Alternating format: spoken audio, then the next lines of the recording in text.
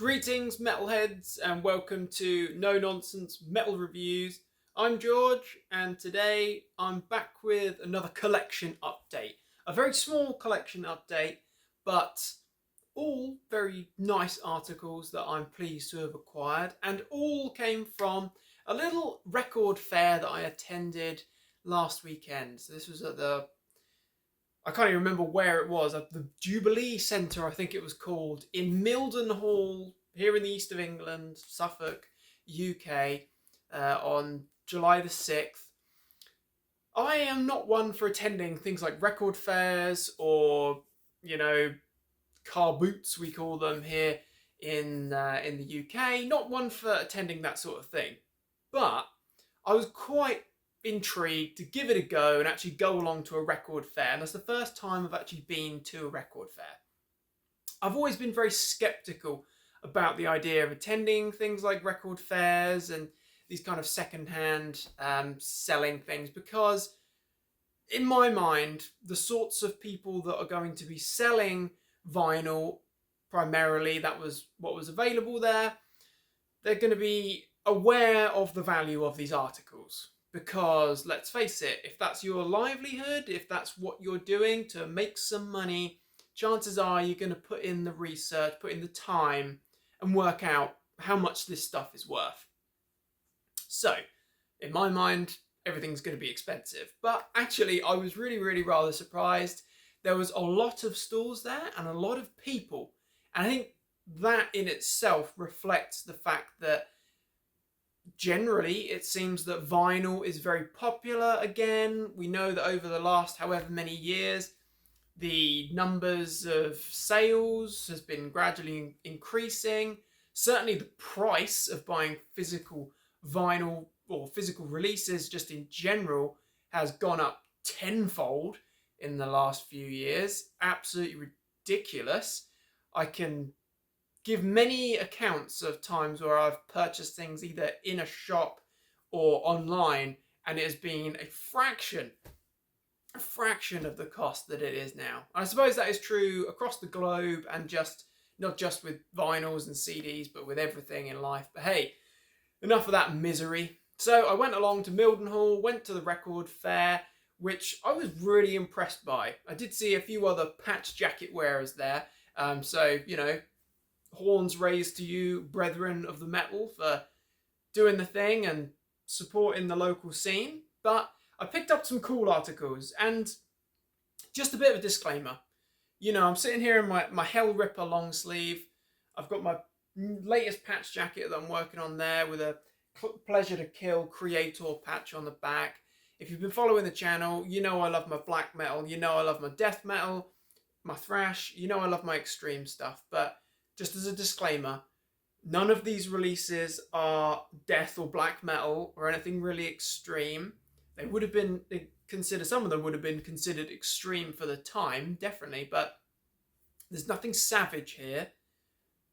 I do also appreciate the origins, the heritage bands. I appreciate some rock and roll. I enjoy something that I can just, bob along to and have on in the house, and it won't melt the family.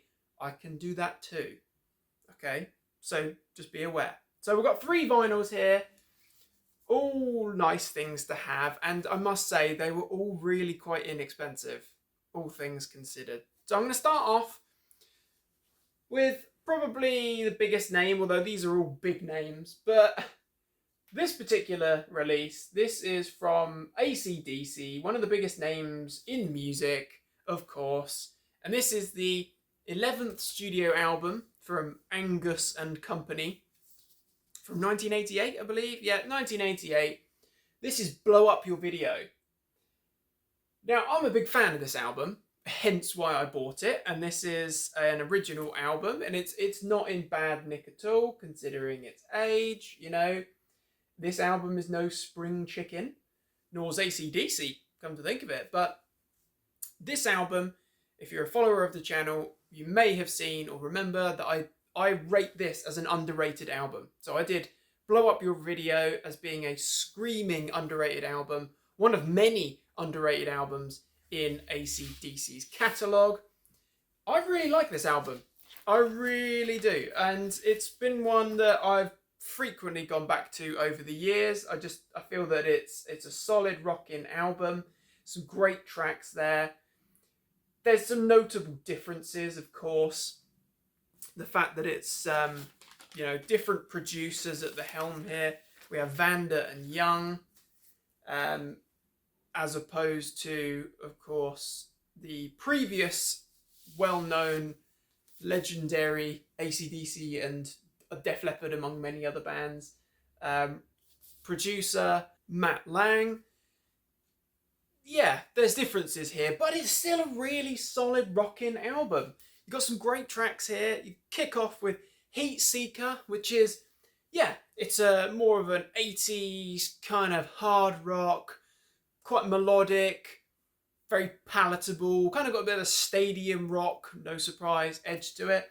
Good track, a good rocking track. That's the Way I Want to Rock and Roll. That's a very AC/DC track. Brilliant. Mean Streak, which is a bit of a weird number. That's a groovy, foot stomping, toe tapping track. Great one.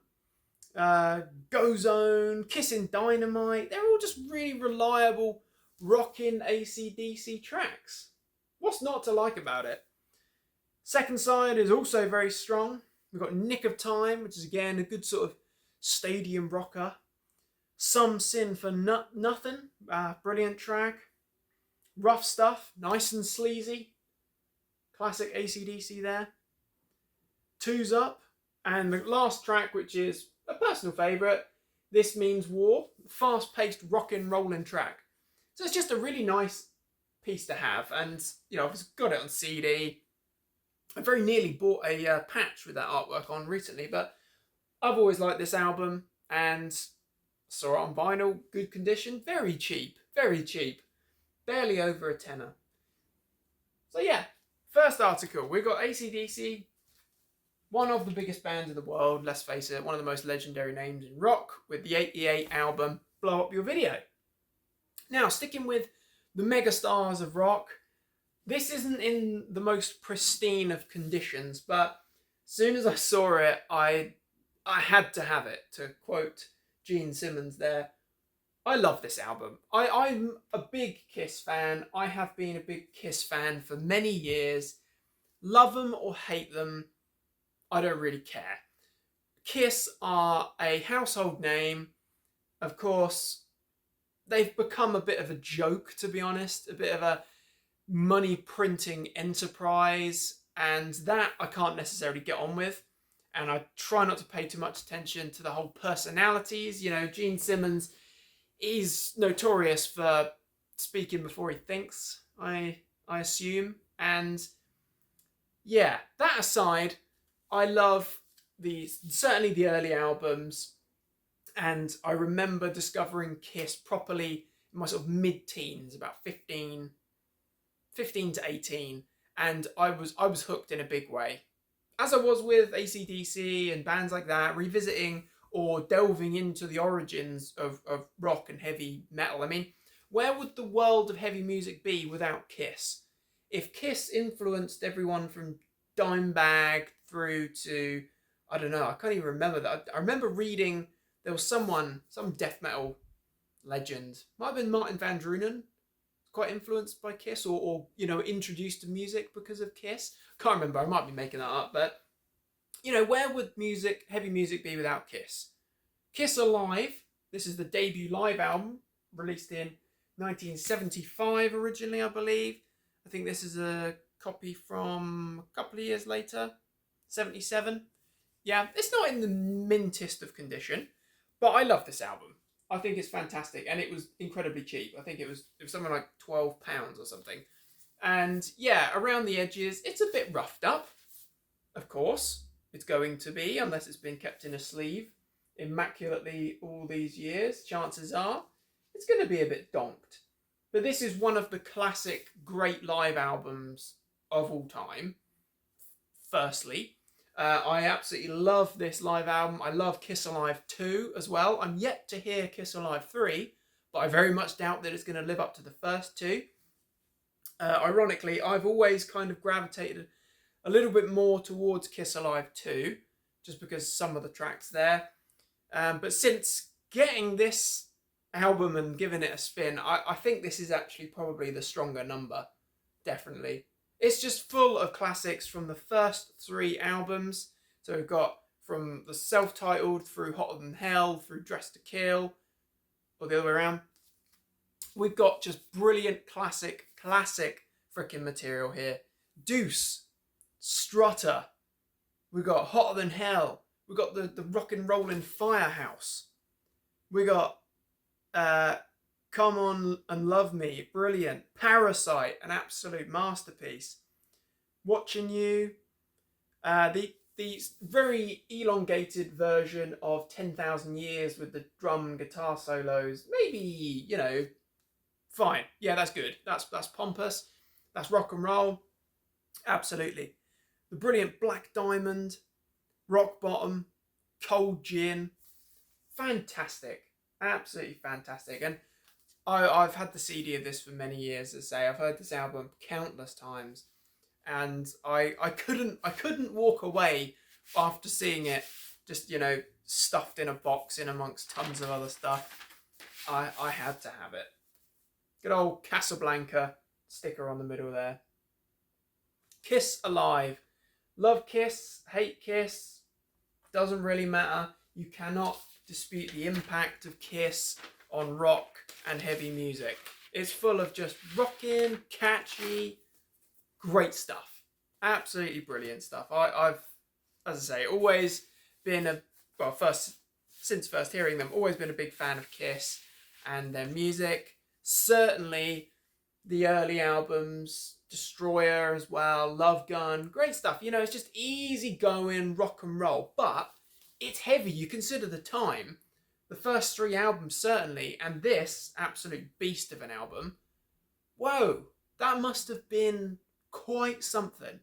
Quite something. So, yeah, I love it. Kiss Alive, the legendary live album, absolutely fantastic. Not in the rudest of health, you know, it's a little bit weathered around the edges, but this is the classic lineup. This is Gene Simmons, The Demon. This is Paul Stanley, Peter Criss, Ace Frehley. Legends. An absolute anomaly with a great cover. Freaking love it. So yeah, lovely double live album. Kiss Alive. Never heard it. Recommend you check that beast out. Final article then, much heavier. A bit later, brilliant, I have to say. Where would heavy music again be without the mighty Twisted Sister? This is the debut album from, what if you want to call them glam or hair metal, don't really care. I don't really think that name really sticks with Twisted Sister because they're a bit too heavy and they don't sound like what I imagine hair metal sound like. I mean, I don't know. I don't really know much about glam and hair metal, but to me, this just sounds like heavy frickin' metal. Dee Snider, frickin' legend and great frontman. Twisted Sister, heavy frickin' band, and absolutely love Twisted Sister. You know, You Can't Stop Rock and Roll, Stay Hungry, absolute classic albums.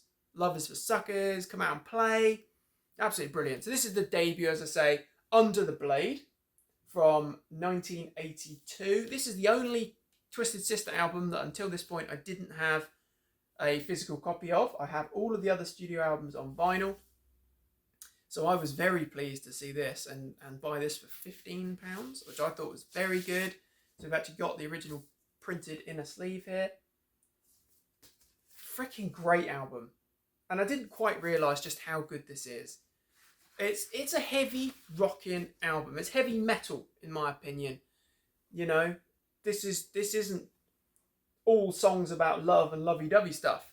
This is songs about being under the blade. This is dark, twisted stuff. This is Twisted Frickin' Sister. Now, I first came across Twisted Sister purely by chance. The fates saw it to be so. When I was at the first download festival I ever attended, and I can't even remember what year that was now. It's like 2011 or something, maybe early, I don't know. And I was young, and I went with my dad and my best friend, my good gig buddy. You know, we're lifers. And we were on the second stage, whatever the slightly smaller stage than the main stage is called. Can't remember. Zippo stage or something. I don't know. Been a long time since I've paid a huge amount of attention to Download Festival. And we were on the second stage on the barrier from the off that day. And my my dad was in for a treat that day, and he absolutely loved it because he wasn't aware of who was on. I don't think he particularly cared. He was just, you know, there taking us kids to the shows. And it was just one band after another that he absolutely loved. We had Mr. Big that day, Cheap Trick. Then, the day went on. And then we had Twisted Sister. And I remember being completely bowled over by the brilliance of this band. They absolutely just commanded it. Dee Schneider, what a front man. What an absolute brilliant front man. Powerhouse of a vocalist as well. Great voice. But I remember just thinking, these guys are pros. These guys are clearly pros. And I was right. What an astute young man I was. Absolutely freaking fantastic band. After that, I went and bought all the CDs, and I think I have like 3 different live albums, and this, that, and the other, all the albums on vinyl. Except now, I finally got Under the Blade. Absolutely love it. And in fact, on that occasion, the headliner of that stage was Alice Cooper. And Twisted Sister are a very tough act to follow. That's all I'm saying. So we've got an absolutely ripping album. What You Don't Know, good strong opener. Then we've got a very stadium kind of boogie rocking track there, Bad Boys of Rock and Roll, before things get heavy. Like proper heavy here. So we've got Run for Your Life, Sin After Sin, Shoot 'Em Down, an absolute classic, Destroyer, Under the Blade, Tear It Loose, Day of the Rocker.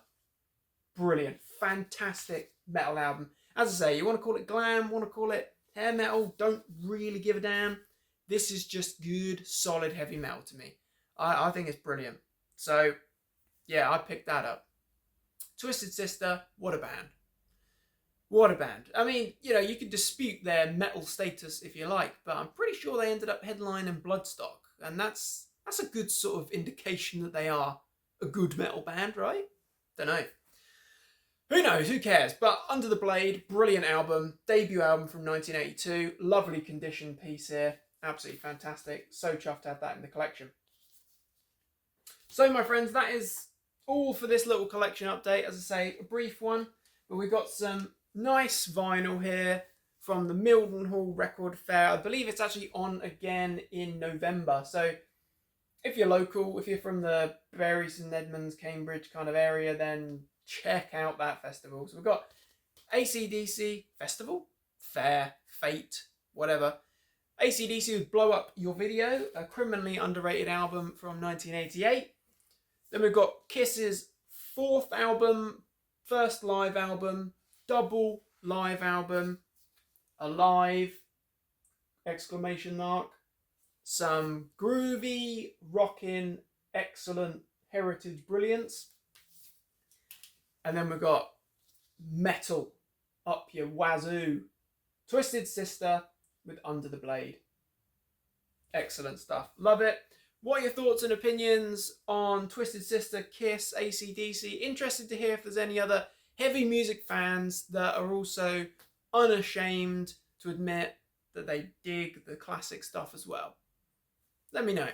And as I say, if you happen to be in the vicinity, do check out the Mildenhall Vinyl Fair if you get a chance.